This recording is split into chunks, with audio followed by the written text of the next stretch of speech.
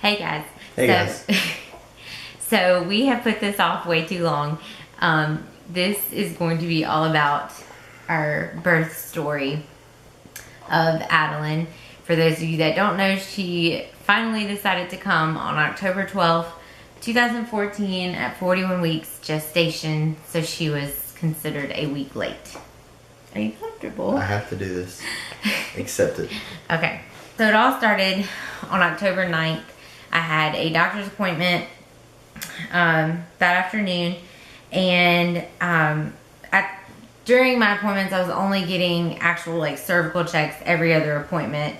So this was one of the appointments we had to have one, and my doctor told me that I had some progression, but he didn't actually give me like a number because I really think that he wasn't wanting me to be discouraged or get my hopes up, because I was 40 weeks and 4 days at that appointment. All the appointments before, he had said, no, not this weekend, no chance of baby coming anytime soon, but he didn't say that at this appointment, so we kind of took note of that and ran with it. So we were really hoping she would come that weekend. Friday morning, I woke up at about 4 o'clock in the morning, and I was having contractions, and they were... You woke me up too. I did wake Shane up and let him know that I thought we were going to have a baby that day. She told me that that we were having a baby that day. The contractions were about 11 minutes apart at that point, and by about 6 a.m. they were about 7 minutes apart. So I really thought that this was happening, and my mom had really fast labor, so I thought I was going to have fast labor, and so I wasn't taking any chances, especially with us being an hour away from the hospital. Yeah, I had woken Shane up, but after that, they started spacing back out, and by 10 a.m., they had completely stopped, and I was so upset. Well, probably around 11 o'clock that morning, I thought I had what was my bloody show, and then I just kind of kept spotting after that. So I called my doctor's office just to see if that was normal from like having a cervical check. I'd never spotted before after one of them, so this was new.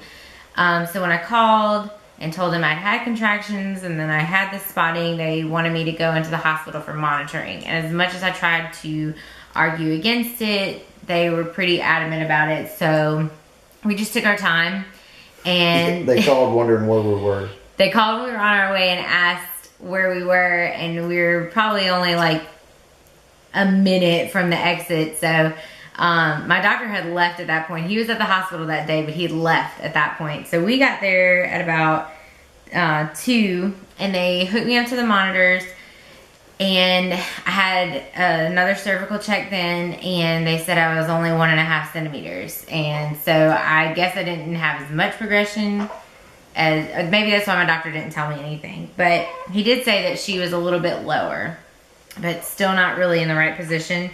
So I was on the monitors probably for about 1.5 to 2 hours. I was having mild contractions, so my doctor ended up discharging me and sent me home, but the nurse did say that she didn't think it would be much longer before we would be back. So nothing else really happened that day. And then on Saturday the 11th, I woke up at 3:30 in the morning, and I was having contractions again, and they were about 12 minutes apart. And then at 6:30 I woke Shane up again and let him know that that day we were gonna have a baby, because they were getting much more consistent. And then of course after I woke him up, they started spacing back out, and they completely stopped by lunch. I was still having a lot of spotting, and I really think it was from the cervical check I'd had the day before, because the nurse, oh gosh, she had a hard time checking for dilation. But anyway, so that evening we had some friends invite us over for dinner, and I really was so tired. I'd been up, it seemed like, for days, no rest. But anyway, we decided to go over there for dinner, and we had taco soup, and it was kind of spicy, so I was really hoping that it would generate something. So we stayed at their house until a little after 8, but about 7:30 I started having some really inconsistent contractions. They were really far apart, but they were pretty substantial. Not enough to make me, you know, really stop, but they were strong. And then about 11 p.m., they went back down to 6 minutes apart, and they were consistently going down. So I had Shane make sure that everything was in the car. We were packed and ready to go because I was certain that that night we were going to have a baby. And then, of course, by midnight, they stopped again. I was really disappointed and discouraged because I did not want to have to take a 41-week picture. I did the weekly pictures, and I did not want to have to do that 41-week one. So I went ahead and wrote my chalkboard, and I was so mad the whole time, and it was not good. So we decided to go to bed. By 1 a.m. I was woken up with contractions, and I woke Shane up at about 3, and I told him this was serious. They were really strong. I could not rest between them. You know, I was so tired, and they kept coming so quickly. I had my birth ball on our bed. I made fun of that position when we first learned about it in our... You didn't describe what position. Oh, well, in Bradley class we learned about this position. It was taking the birthing ball and you kind of like lay your chest over it to where your belly's like hanging. And of course, when you're still pregnant, not close to the end, your baby's still really high. So it was really uncomfortable before then, but after this it was much more comfortable. Now granted, she was still really high, but it was comfortable. It really helped take a lot of pressure off my back. So by about 4 a.m. they were 5.5 minutes apart. We were going by the 5-1-1 rule, which is contractions coming every 5 minutes, lasting a minute for an hour, consistently for an hour. So that's where we were at that point. I was using the timer. What's that app called? Full Term. I was using that app, and it was showing my average frequency in an hour was about 5.5 minutes. So by 4:30 we were in the car on our way to the hospital. In the car they got down to 4 and 4.5 minutes, and I got really nervous because I really thought we were gonna have our baby in the car and Shane was gonna have to deliver her in there. Thankfully we made it to the hospital. I went through triage. They put me in a room to be monitored, and at 5:30 they checked me and told me I was only 3 centimeters. And now that we might go home. Yes, they said that we might go home, and I literally grabbed the bed and I told them I was not leaving the hospital without a baby, because 2 days before I was only 1.5, and then that day I was 3. So they told me that they called my doctor and he said to check me again in 2 hours, and if nothing had changed I was going home. And I was very upset at that point. And I was supposed to preach that day too. Yes, so that's another thing. October 12th, Shane was supposed to preach that day. He got asked to preach because our pastor was gone, our music director was going to be gone, the backup guy who normally, well, Shane is associate, so, but the guy that was supposed to back up him in case we were in the hospital was gone as well. But I told Shane, I was like, no, go ahead, just go ahead and preach that day, because either she'll be here or she won't be here yet. We did not expect to be going into labor that day, and it was also one of my very good friend's birthday, and it was my brother's birthday. I was certain we were not going to have a baby that day.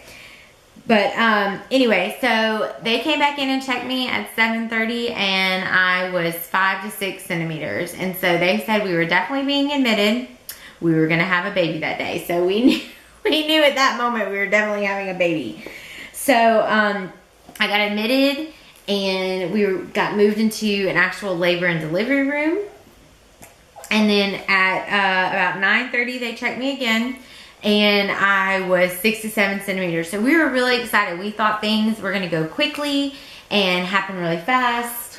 At that point, the head nurse from the nursery came in the room, set up the little warming thing she was going to be in, kind of went through procedures with us, let us know, you know, she knew our birth plan. She had it in her hand when she came in. She read over it, said that we were going to be able... What? Do they know our birth plan? For those that don't know, it was on our birth plan, which is probably all of you. I mean, most everybody who watches this knows what we were going for. Anyway, we were going for an all-natural birth, meaning no Pitocin, no epidural, no kind of intervention or anything like that. We wanted to do immediate skin-to-skin, delayed cord clamping, delayed eye ointment, Shane to cut the cord when we did cut it. We wanted to, what is it called? We wanted her to be in the room with us at all times, which our hospital encouraged that, so we were okay with that, or they were okay with that. I wanted very minimal cervical checks, minimal fetal monitoring, which I didn't really argue too much with that because, you know, I wanted to make sure that she was okay, her heart rate wasn't decelling or anything like that. But we had agreed that they would only check me every 2 hours, and I only had to be on the monitor every hour for 10 minutes. And as long as my bag of waters was intact, my doctor said that I could walk around, I could use the shower if I wanted to, I could sit on my birth ball if I wanted to. So we had a good plan going, and things were going really well. But they checked me at 11 o'clock again that morning, probably about 11:30, and I was 7 centimeters. And then they checked me again at the 2 hour mark again, and I was still only 7 centimeters. My doctor wanted to break my water when I got to 7, I guess because at that point I wasn't progressing fast enough. I had only gone from a 6 to 7 in 2 hours, which is normal, by the way. That's whatever.